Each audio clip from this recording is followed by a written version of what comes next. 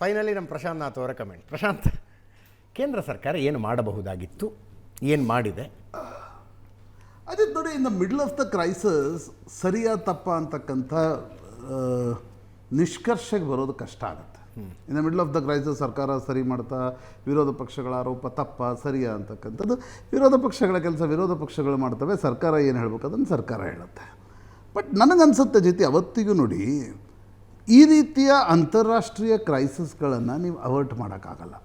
ನಾನು ಈಗ ವಿರೋಧ ಪಕ್ಷಗಳ ಆರ್ಗ್ಯುಮೆಂಟನ್ನು ಈಗಲೇ ಕುಳಿತುಕೊಂಡು ಬಾಯ್ ಮಾಡೋಕ್ಕಾಗಲ್ಲ. ಇಲ್ಲ ಸರ್ಕಾರ ಹಿಂಗೆ ಮಾಡಬೇಕು, ಗೊತ್ತಿರಬೇಕಾಗಿತ್ತು. ಅಲ್ಲ ಸರಿ, ವಿರೋಧ ಪಕ್ಷಗಳನ್ನ ಹೇಳೋದು ಸರಿ, ಬಟ್ ಆ ಆರ್ಗ್ಯುಮೆಂಟನ್ನು ನಾನು ಬಾಯ್ ಮಾಡಲ್ಲ.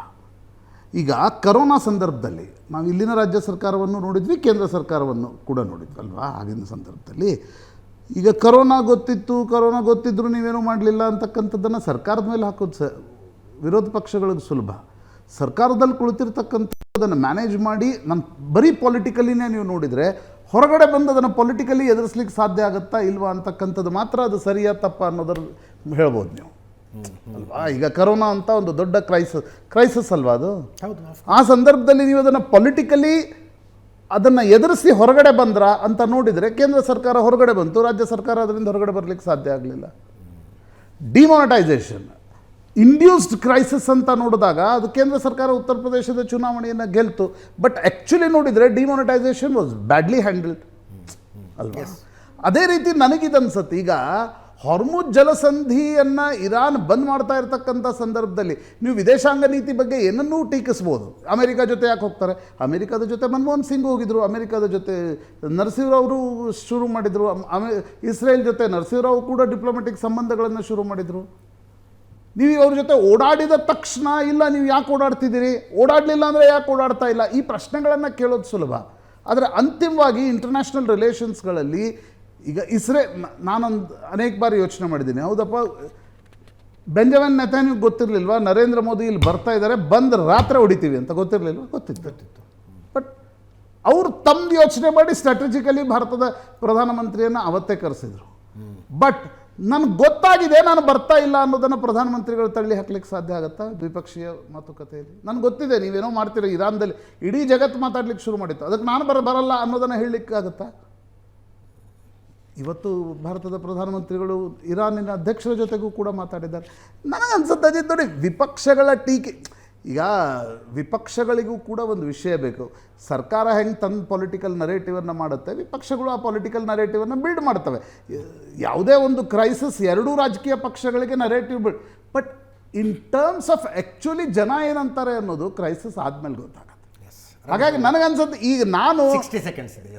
ಇಲ್ಲ, ಪ್ರಶಾಂತ್ ನಾಥ್ ಅವ್ರು ಹೇಳಿದ್ದು ನಾನು ಎಂಡಾಸ್ ಮಾಡ್ತೀನಿ. ಬಟ್ ಇಲ್ಲಿ ನಾವು ಏನು ಕ್ರಿಯೇಟ್ ಮಾಡ್ತೀವಿ ಅನ್ನೋದಕ್ಕಿಂತ ದೇಶದ ಸಮಗ್ರತೆ, ಇಂಟೆಗ್ರಿಟಿ ಪ್ರಮುಖ ಆಗುತ್ತೆ. ನೋಡಿ, ನೆಹರೂರವರು ಕಾಂಪ್ರಮೈಸ್ ಆಗಿದೆ ಅನ್ಸುತ್ತೆ 100%.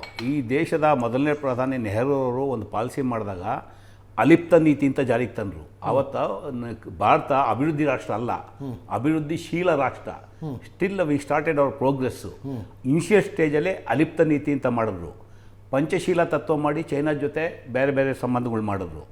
ರಷ್ಯಾ ಜೊತೆ ಗಟ್ಟಿಯಾದ ಸಂಬಂಧ ಬಿಲ್ಟಪ್ ಮಾಡಿದ್ದು ಇಂದಿರಾ ಗಾಂಧಿರವರು. ಚೈನಾ ಜೊತೆ ಏನಾಯಿತು? ಚೈನಾ ಜೊತೆ ಫೇಲ್ ಆಯಿತು, ಅದು ಒಪ್ಕೊಂಡಿದ್ದಾರೆ, ಅದು ಬಂದಿದೆ. ಪಂಚಶೀಲ ತತ್ವನ ಡ್ರಾಪ್ ಮಾಡಿದ್ರು. ರಮೇಶ್ ಬಾಬು ಅವರು ಕುತ್ಕೊಂಡು ಹೇಳ್ಬೋದು, ನೀವು ಯಾಸರ್ ಅರಾಫತ್ ಅನ್ನ ಕಾಂಗ್ರೆಸ್ ಸರ್ಕಾರ ಇದ್ದಾಗ ಯಾಕೆ ಸ್ವೀಕರಿಸ್ತಾ ಇದ್ರಿ? ಈಗ ನೀವು ಕೇಳ್ತೀರಿ ಇಸ್ರೇಲ್ ಅವ್ರ ಜೊತೆ ಪ್ರಶಾಂತ್ ನಾಥ್ ಅವರೇ, ಪ್ರಶಾಂತ್ ನಾಥ್ ಅವರೇ, ವಾಜಪೇಯಿರವರು ಬಸ್ ಬಿಟ್ಟರು ಪಾಕಿಸ್ತಾನಕ್ಕೆ. ನಾವು ಟೀಕೆ ಮಾಡೋಕ್ಕಾಗಲ್ಲ, ಅದು ಸಂಬಂಧಗಳು ಒಂದೊಂದು ರಾಷ್ಟ್ರದಲ್ಲಿ ಹೆಂಗಿರ್ಬೇಕಂತೇಳಿ.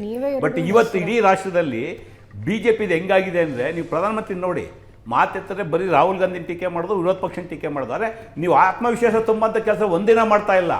ರಾಹುಲ್ ಗಾಂಧಿಯು ಸೆಂಟ್ರಿಕ್ ಆಗಿ ಟೀಕೆ ಮಾಡ್ತಾರೆ ಬಿಟ್ಟರೆ ಎಲ್ಲೂ ಸಹ ಅವ್ರನ್ನ ಇಡೀ ದೇಶಕ್ಕೆ ಉತ್ತರ ಕೊಡುವಂತ ಕೆಲಸವನ್ನು ಬಹುಶಃ ಪ್ರಧಾನಮಂತ್ರಿಗಳು ವಿಶ್ವಾಸ ತುಂಬದನ್ನು ಮಾಡಿದ್ದಾರೆ. ಬಹುಶಃ ನಿಮಗೆ ಅದು ಕೇಳಿಸಿಲ್ಲ, ಬರೀ ರಾಹುಲ್ ಗಾಂಧಿ ಟೀಕೆ ಮಾಡಿದ್ದನ್ನು ಕೇಳಿಸ್ಕೊಂಡಿದ್ರು.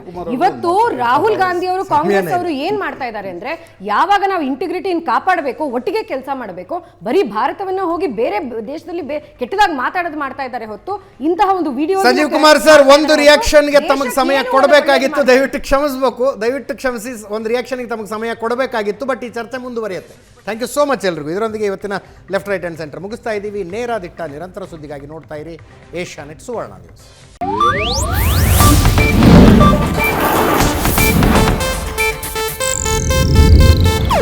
ಇದು ಏಷ್ಯಾನೆಟ್ ನ್ಯೂಸ್ ನೆಟ್ವರ್ಕ್ ಪ್ರಸ್ತುತಿ.